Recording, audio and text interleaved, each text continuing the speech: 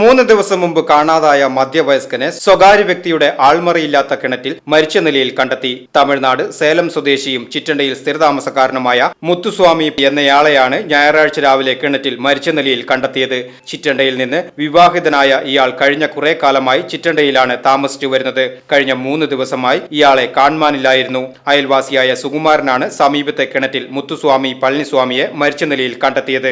സ്വകാര്യ വ്യക്തിയുടെ ആൾമറയില്ലാത്ത കിണറ്റിലാണ് മൃതദേഹം കണ്ടെത്തിയത്. ഉടനെ പോലീസിലും ഫയർഫോഴ്സിലും വിവരമറിയിച്ചതിനെ തുടർന്ന് വടക്കാഞ്ചേരിയിൽ നിന്ന് ഫയർഫോഴ്സ് എത്തിയാണ് മൃതദേഹം പുറത്തെടുത്തത്. വടക്കാഞ്ചേരി SI PV പ്രദീപിന്റെ നേതൃത്വത്തിലുള്ള പോലീസ് സംഘം സ്ഥലത്തെത്തി മേൽ നടപടികൾ സ്വീകരിച്ചു. VCV news, Chittanda.